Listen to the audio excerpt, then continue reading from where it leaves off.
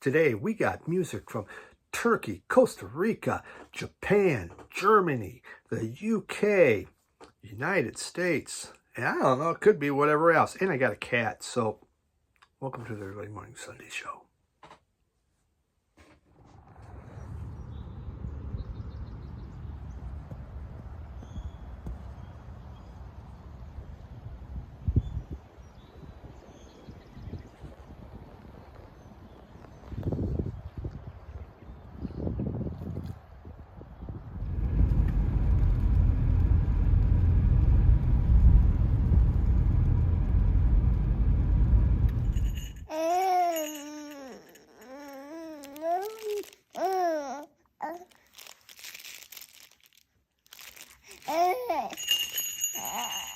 Happy Easter, everybody. Ta-da! Easter time, spring's almost here, the flowers are coming up. It's, I believe it's Passover, it's, was it Ramadan? There's a lot. Everyone's celebrating something today. Even Sam the Vinyl Douche, you're celebrating something today. I know you are. So, we have, not a lot special going on. I'm getting headbutted already. Yeah. Calm down, dude, all right? Baseball opened up. The Masters is going on, so I'm busy. Actually, our little minor league team had their opening day, I guess, last night. They're playing today, so we may head to the ball game today, this afternoon, to take in the first ball game of the season. We just our number one reasons we go is they got some pretty good food there, so let's go eat. Otherwise, yeah, we're excited. Hope you have a great day today and enjoy our show. So, I'm trying to think anything really happened. We had so much rain. Oh my God, my sump pump's still going. At first, my sump pump wasn't working. Oh no, everything's flooding around here. In the backyard, I'm back in the forest. You can just see it was just turning into this lake, and it wound up where it's plugged in wasn't working, the outlet. So if they're plugged it in their place, and for the last 5 days the sump pump's been going non-stop. It was a lot of rain. It was pretty scary. To my buddy Russ Walker, if you're watching, you and Natalie, hi. Russ Walker the talker. Okay, so we got some music. First off, podcasts. If you have a chance, please check it out. Someone's going to sniff my face and lick it again. And it's two guys talking about records with Jim Gleason, Radio Wasteland. You can find it on Podbean, also on the Radio Wasteland channel. He puts it on. It's not a video, it's just two guys talking about records. I think this week we're doing, might be etiquette, record store etiquette. Why do you have to do that, man? Huh? You don't need to do that. Look at the camera and say hi to everybody. All right. Someone's been really difficult here. Let's begin, though. We're going to begin. I did receive some VCOT from Trish, but it's in my car, so I got to show that on the next one there. Trish, I put that in my vehicle, of course. Been playing it all week in my travels. But we're going to begin with this. This is a box set of, it's called Intrigue. This is out by, this is 4 CDs by Steven Wilson. And the hype sticker here, it says this is 58 tracks across 4 CDs exploring the creativity, experimentation, and progressive spirit of alternative British music from 1979 to 1989. These were personally handcraft picked by Steven Wilson, and he did mix some of these. This really looks at post-punk, and I'll just show you that. It is really interesting. It comes out, you can get it in a 7-album set or 4 CDs. Originally, I had ordered the 7-album set, but I had my local record store guy, I cancel it and go for the CD box set. Something like this is for the vehicle for me, again, with so I travel during the week. I could pop it in and listen to. Most of these songs, this is very British post-punk, I'm telling you. And so it isn't like there's a lot of songs I know I can almost sing along with. I mean, almost none of them. Sisters of Mercy, Corrosion's on there. I know that one. You know, you do have, I mean, it's The Punishment of Luxury, The Stranglers are on here, Public Image, Ultravox is on here. See, there are some. The Heat, John Fox, League of Gentlemen and Camera. Gary Newman's on here, New Guinea, Echo and the Bunnymen.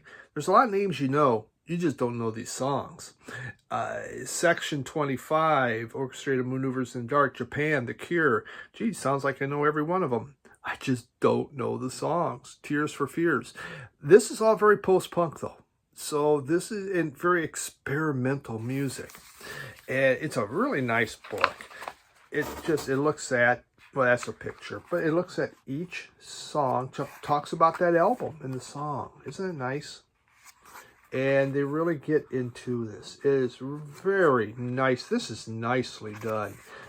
If you're into the 80s, more of kind of that post-punk sound that was coming out of Britain, the really experimental stuff,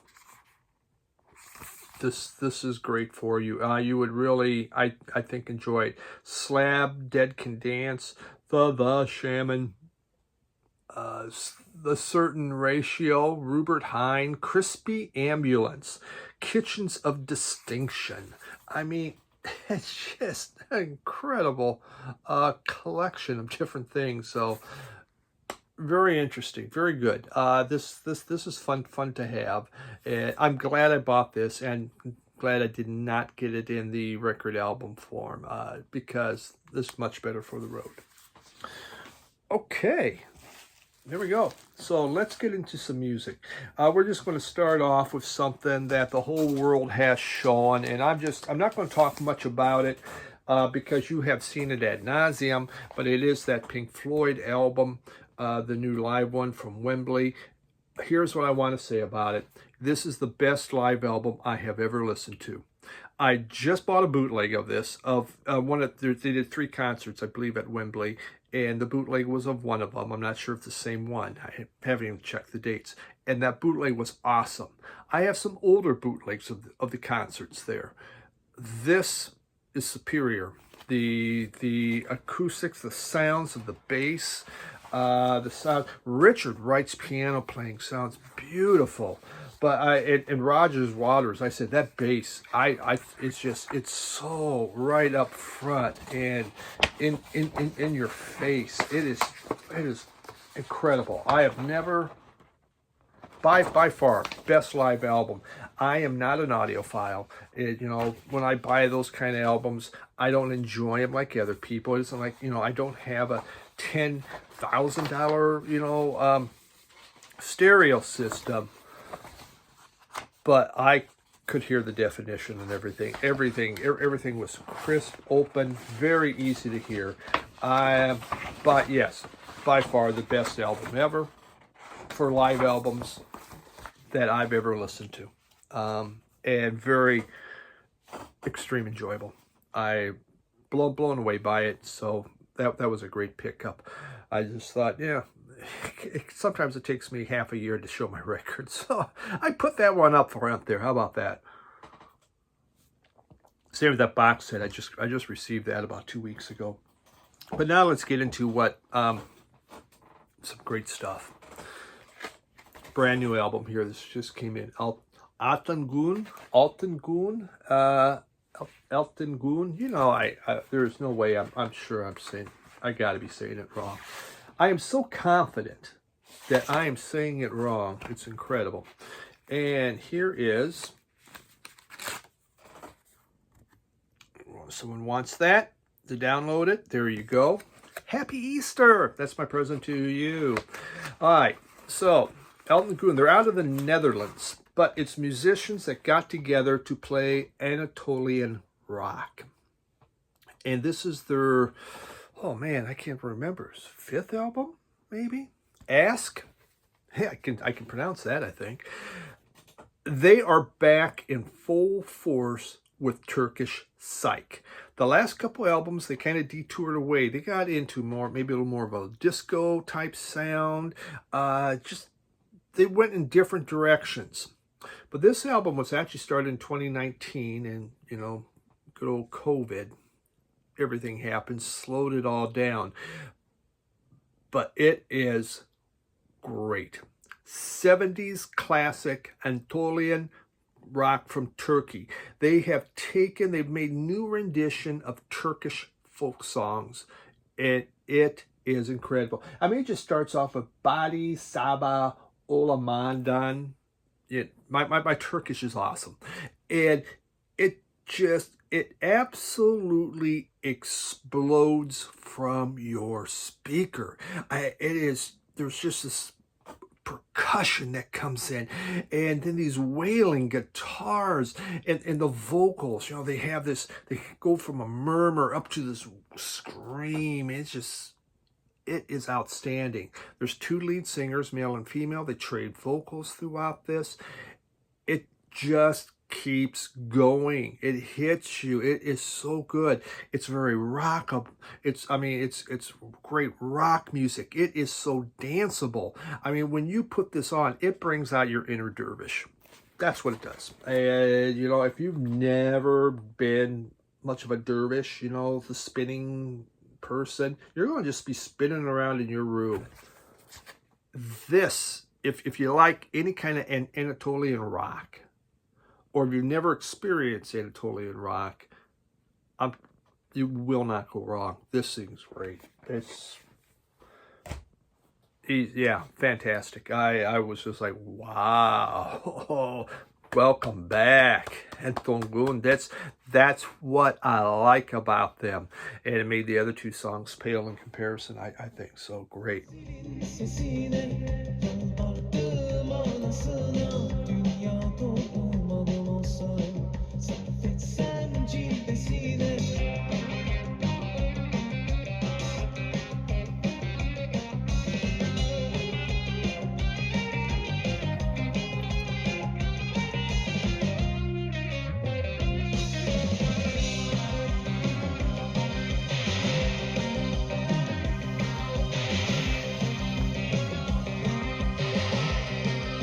Okay, I forgot on the open, I didn't say Costa Rica, man. We got music from Costa Rica. This is another one, wonderful. This came out last year, Las Robertas. Maybe this is the one they started. I don't know. Maybe I said Elton Gun. They didn't start doing Elton Gun in 2019. They did this one, started in 2019. See, confused already. Okay.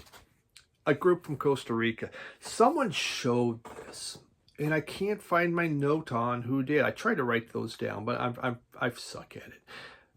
And my first thought was, and I wrote to them, and so whoever it is, tell me, because I wrote to them and says, I feel I'm very embarrassed that I have no music from Costa Rica, possibly with Sam. I could see Sam doing this album. And I just said, it's a complete embarrassment when people ask me any music from Costa Rica. I got no answer for them. No, I don't. So I bought this. Love this album. It would have made my top from last year. I truly believe it would have. Look at that. Look at that cherry red vinyl. Pretty amazing. And for those that want that little something extra, we have this exciting poster. Yeah, very Costa Rican. That's Costa Rican art at its best. So this group, Las Robertas, they from San Jose, Costa Rica, and they formed in 2009. This is their debut album, Love Is the Answer, that came out late last year. This is a blend of 90s shoegaze with, psych rock flourishes. Probably best describes it. It is 9 fuzzed out tunes, just really fuzzed out guitar songs with a pop edge to them. And that's the nice part. It's a real pop feel to them, which makes this thing easy to listen to, easy to swallow. The vocals are by Mercedes Oles, I believe, Mercedes Oles. And they're hazy and dreamy. She has this wonderful voice. And it sounds just beautiful. I really like how she does these tunes and the way her voice is. You know, one of the songs on on side B, I'm going to play you a sample that's called Awakening. And on Awakening, it's just pure 90s shoegaze fun with this is a real 60s vibe. This easily would have been a favorite album last year. It says Shoegaze Psych Pop from Costa Rica on here. And well, let's just pull this out here again.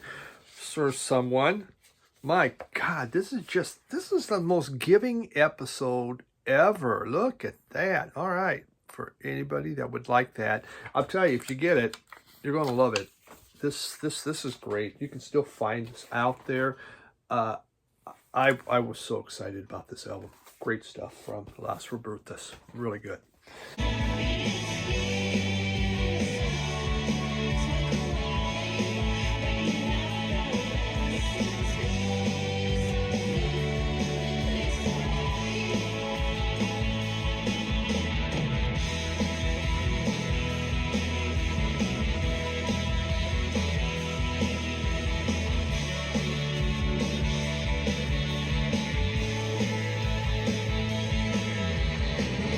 Then we go into this. This is an album that I didn't want to. I came out.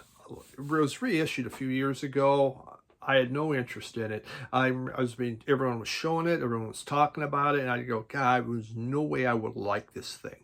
So I just kind of pretty much poo-pooed the whole album. It's Boris and Akuma no Uto. Once again, we successfully are not saying that right. It has, you couldn't put something on that side? I guess not. And the lyrics are in English. Okay, that's all right. So this is from Japan. And this is, oh, I don't know. Why would you say noise rock, psych rock? I mean, this group, Boris, so it's a three-piece group out of Japan, formed in 1992. They've put out 20 albums. They play experimental, heavy metal, psych, noise rock, and that pretty much covers it. Of course, this covers from Brighter Later, is a tribute to Nick Drake. And people talked about it. Was really sure I wouldn't like it. Then Brother Brian, who he's been playing at times, will play a full side of an album, and that's it. And he had this on, and I'm working, and I thought, okay, let me just put that on, and I'm just going to listen to it. And I loved it. I loved it. And Dave, the vinyl ambassador, the VC ambassador, had been telling me, man, you should get that. You should get that. And I never did. I blew him off. Yeah, Dave, I blew you off. But when Brother Brian had played this, that was great, and it really is good. It starts with this 90 minutes opening song called Introduction, that I can say Introduction, and it just starts to build, and it's just this drone, but then the guitars build, and it's like molten lava. It's so intense. It is wonderful. Then it goes into Ibutsu and Fury, 2 3-minute songs. They're like songs that you would have heard from Iggy and the Stooges, but only if Iggy and the Stooges had gone really wild and gone really heavy. Atomic Explosion. It is so wonderful. Those 2 songs, absolutely love them to death. Then the second side, you have Naki Kayoko.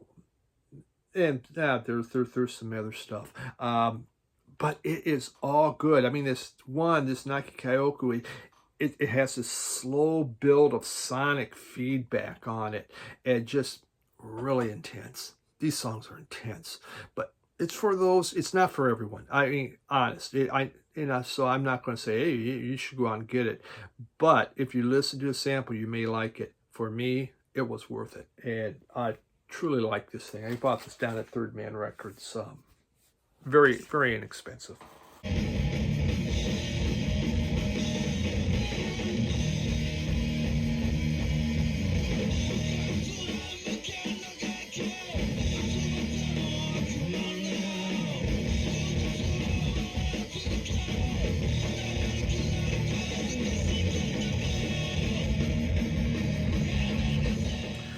Going on. Rap. Someone brought this in to decided to sell off the record collection. Well, they had NWA. I'm going, Yeah, I was never a huge, at the time, big NWA fan, but I thought greatest hits, that's a good price. Okay. My problem with NWA is first, the amount of swearing goes way over. I know that's what it's about. That's what they do. But I had a hard time getting past that. Still really do. I just, it's more than for a person that really doesn't swear, who says gosh a lot. But the beats are incredible, and what they did with the beats is really, really good. You know, they made such a mark on music, and they only did two albums, and they blew up. But that's because of all the people there was a lot of personality in this group, you know. I mean, you're not going to keep this group together, and they all began going their different ways and fighting and whatever. But the music is very political. It's very about the time. It's about really what they thought about what the police were like in their area. And you know what? There were a lot of problems. We're not going to say, yeah, the police, well, they were just trying to be good and do their job. No, I mean, but there's two sides to every story, everyone. Two sides to every story. And so I thought, okay, we'll get this. And the beats are great. I really like it. Of course, you got Straight Outta Compton, Gangsta Gangsta. My favorite is Express Yourself. It just, you know, I understand the use of the language, but just lyrically, I still, I don't mind, you know, I just, you don't need to quite go to that extreme, but they're making a point. And, you know, it's funny that, you know, every radio station, everything banned it, wouldn't play it, and that made the album more popular. It made it much more popular. People wanted to get it. Why won't they play this? So remember, sometimes when we censor things, it becomes even more popular, which is a case of this. Well, you got tired of everything, huh? All right, you want to sit over there? You're just not on the records. That's all that matters. So I did get this, and I like the flow of the sounds lyrically. You know, again, I struggle with it. It's really not me. Okay.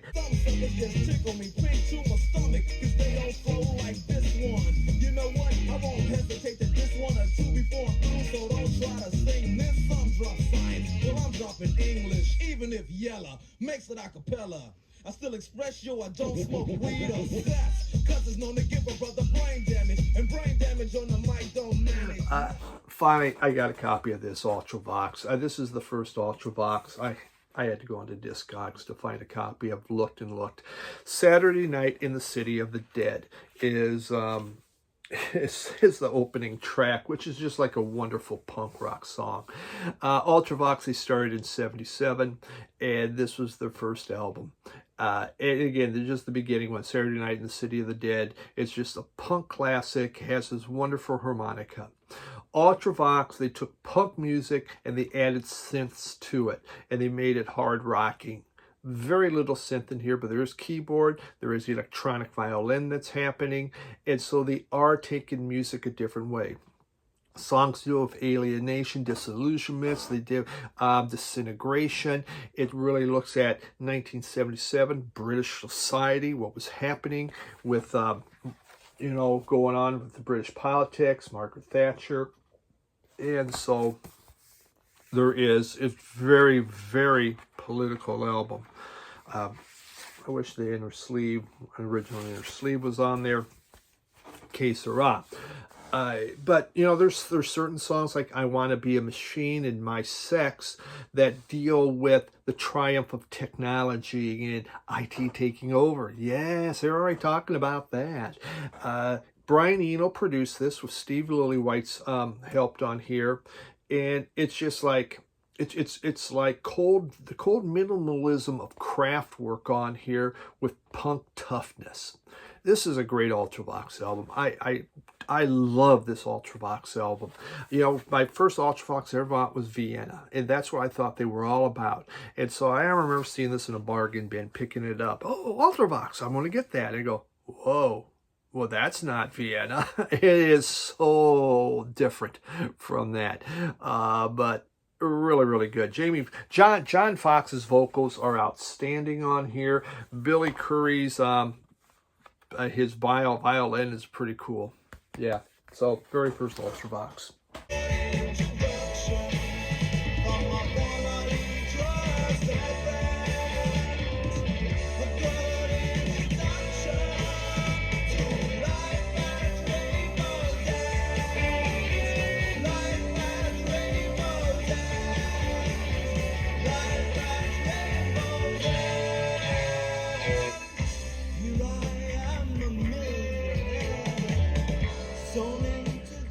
This one, not much to say about, but just found it in bin, came in a private Radio Wasteland. Nuggets, this is Volume 6, Punk Part 2. It says Punk Part 2. Basically, it's just 60s. Nuggets on here. You have Captain Beefheart, Diddy Wah Diddy, The Nightcrawlers, Little Black Egg. I got the original of that.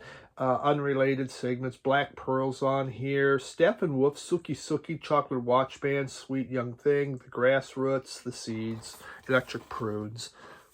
Just part of a series here, and this is the only one I have of this from Rhino. This is Volume 6. Again, it's called Punk Part 2. So, fun to have. Did I show that? I don't know if I did. There's a rhinoceros. Yeah.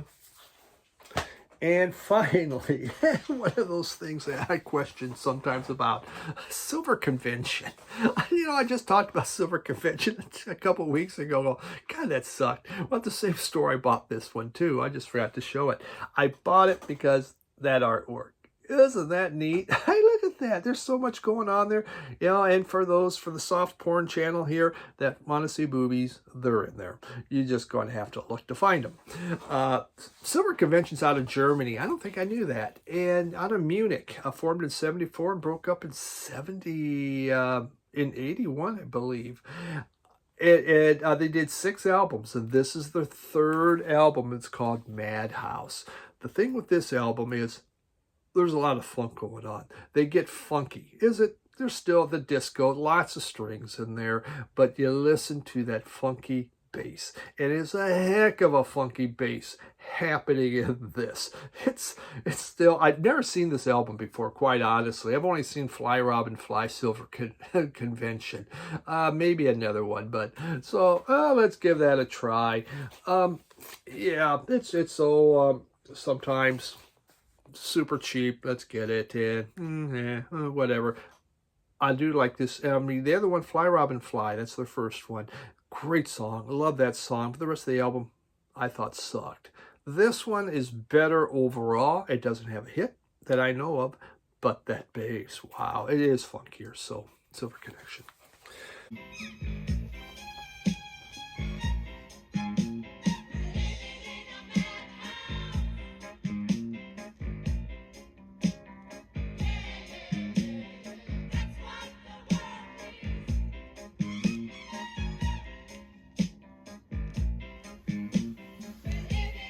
There we go. That's it for the week. Hey, I hope you have a great holiday. I guess it's a holiday. I don't know. I worked Saturday. I worked Friday, so it wasn't much of a holiday. But, yeah, I should buy some. I guess I got to make dinner now. So, but thanks for dropping by, stopping in. Don't forget, check out our podcast. It's always a good time. And we'll see. I don't even know. Got to figure out the midweek. We'll probably do a record store tour again. And I got a lot of those still in the thing. So, everyone, have a great day and take care. Bye.